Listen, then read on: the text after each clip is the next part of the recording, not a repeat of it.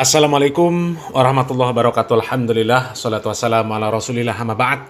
Kaum muslimin yang dirahmati Allah subhanahu wa ta'ala, kali ini kita akan menyimak sebuah video dari Ustadz Dr. Syafiq Riza Basalamah hafizahullah ta'ala, di mana beliau ini bercerita tentang datangnya orang-orang Arab ke negeri kita, ke Indonesia, kaum muslimin.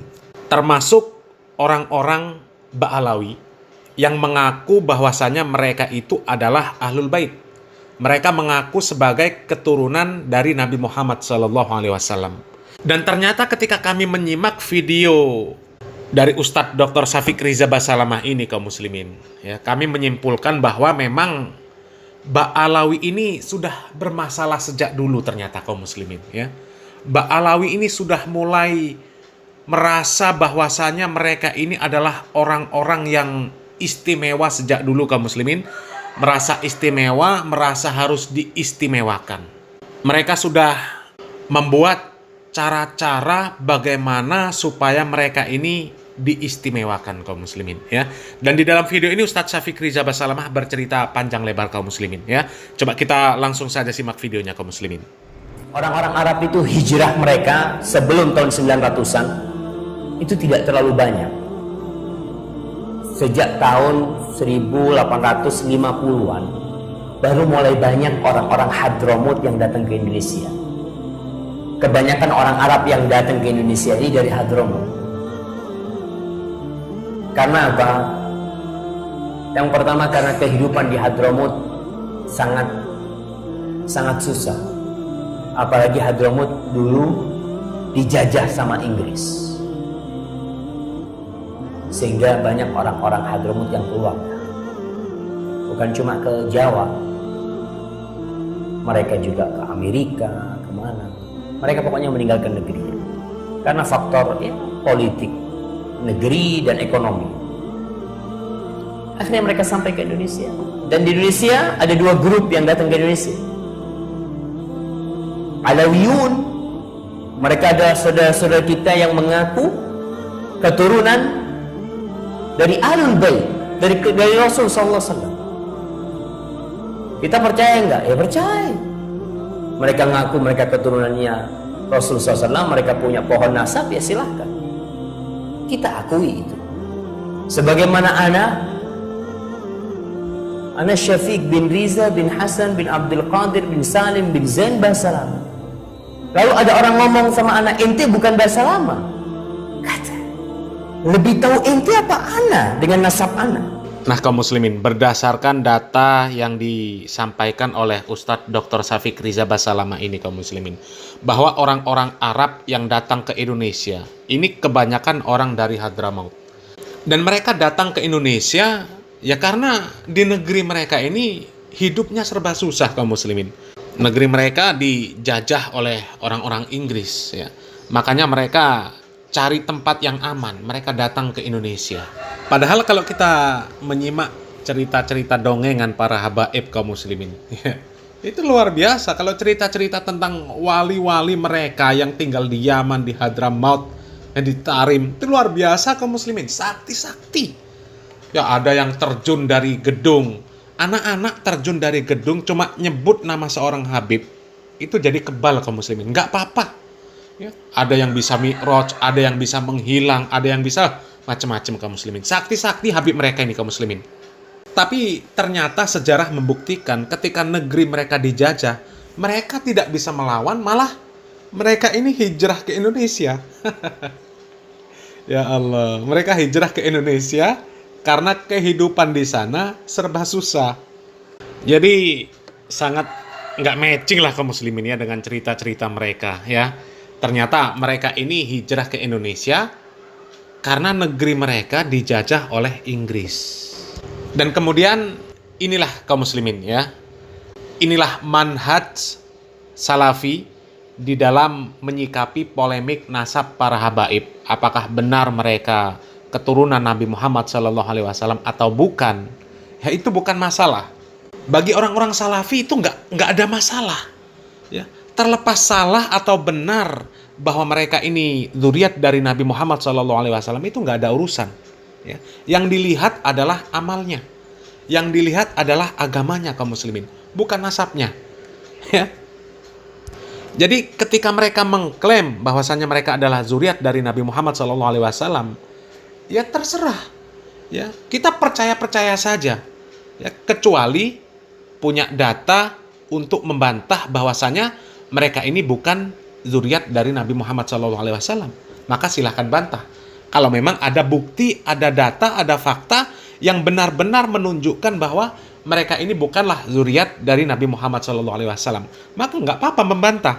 Ya, tapi ketika kita tidak punya data untuk membantah bahwasanya mereka adalah zuriat Nabi Muhammad SAW, ya sudah, ya terserah. Mereka mau mengaku keturunan Nabi Muhammad SAW, Nabi Nuh, Nabi Ibrahim, ya terserah. Nggak ada urusan.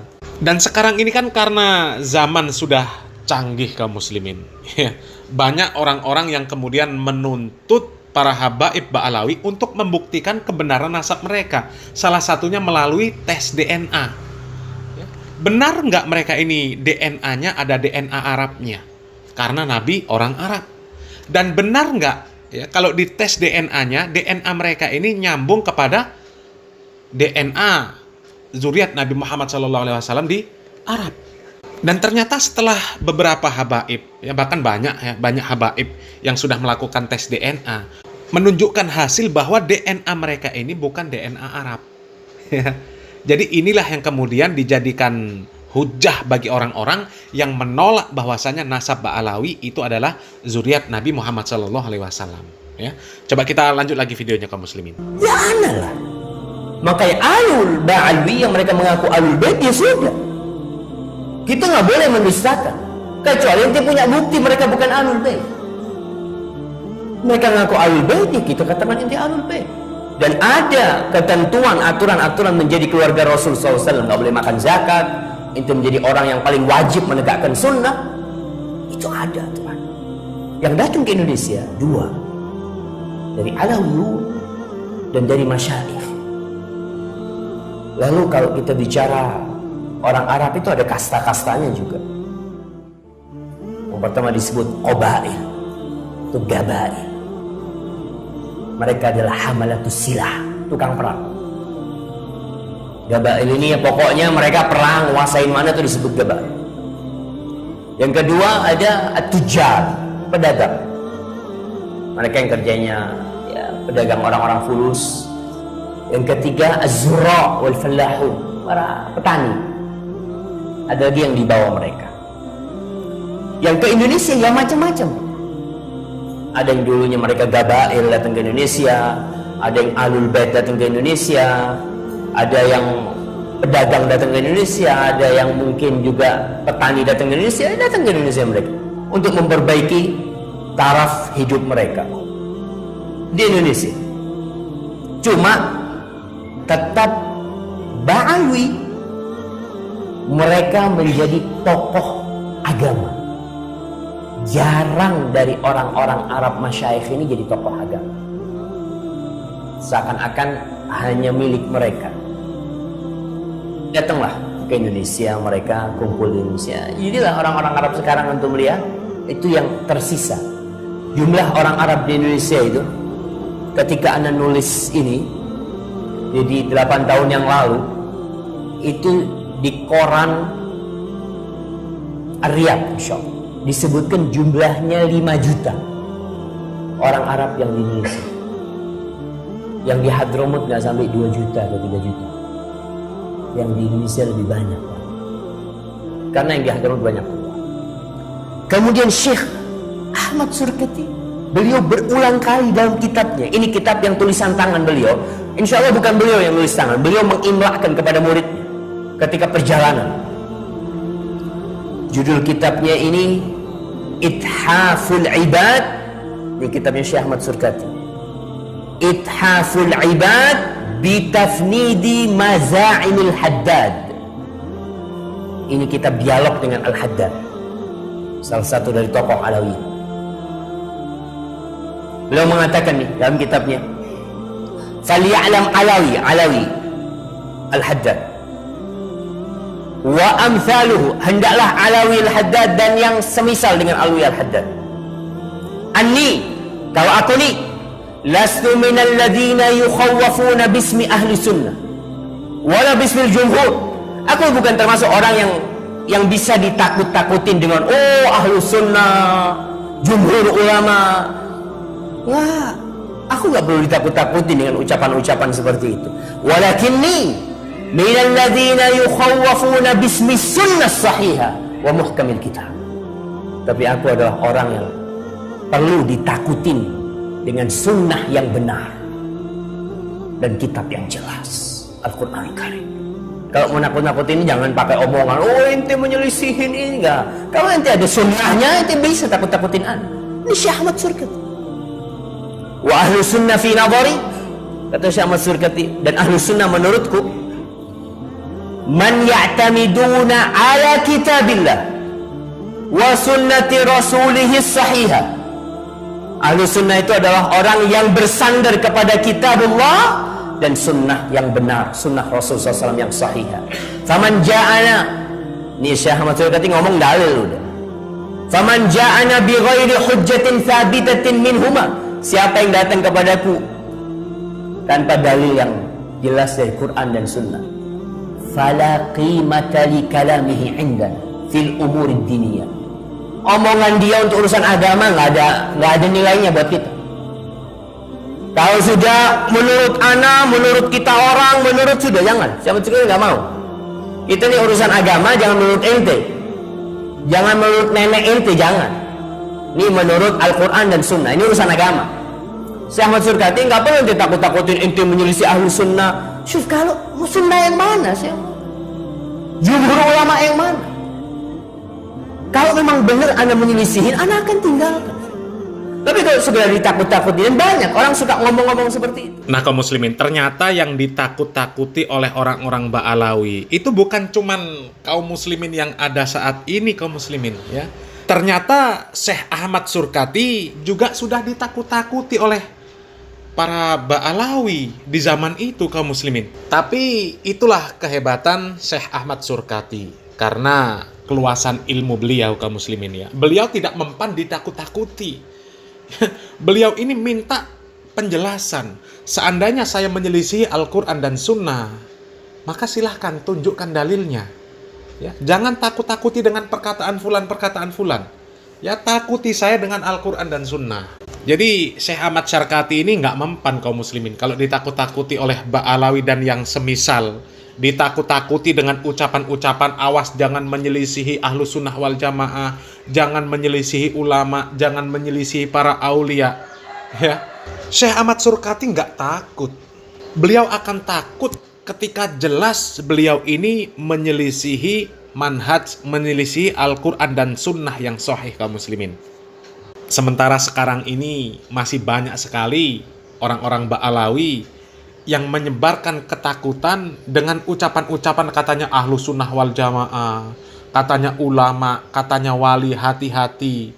Ya, seperti Bung Haji Roma Irama, kaum muslimin, diancam awas menyakiti zuriat Nabi, ancamannya nanti mati su'ul khotimah. Bahkan ada Habib yang mengatakan apa, nasib bangsa Indonesia ini, bahkan nasib dunia ini ada di tangan Habib yang ada di Indonesia. Jadi jaga Habibmu, sayangi Habibmu, cintai Habibmu, jangan dicela, jangan dihina, jangan dikritik, meskipun wujudnya seperti setan. Masih ada doktrin-doktrin yang seperti itu, kaum muslimin. Ternyata doktrin-doktrin yang seperti ini sudah ada sejak zaman Syekh Ahmad Surkati, kaum muslimin. Jadi sudah mendarah daging betul, ya. Jadi kalau Habib Rizik mengatakan tidak ada ajaran dari pendahulu-pendahulu para habaib untuk mendoktrin, ini bohong. Karena doktrin-doktrin ternyata sudah ada sejak dulu, kaum muslimin, ya. Coba kita lanjut lagi, kaum muslimin. Kata Syekh, walau kana min al-ard, walaupun ucapannya itu sepenuh bumi, tapi kalau nggak ada kitabullah, nggak ada sunnah Rasul, aku nggak terima. Faman sya'a falyu'min wa man sya'a falyakfur. Fahasbunallah wa hasbuhu wa indallahi tajtami'ul khusum. Cukup Allah sebagai penolong kita dan penolong dia, dan nanti kepada Allah akan bertemu tuh, berjumpa orang-orang yang ribut. Para jamaah Syekh Ahmad Surkati benar-benar mengajak kepada sunnah Rasul SAW. Tapi ingat, beliau bukan maksum. Beliau hidup di masa yang ulama sangat sedikit pada waktu itu.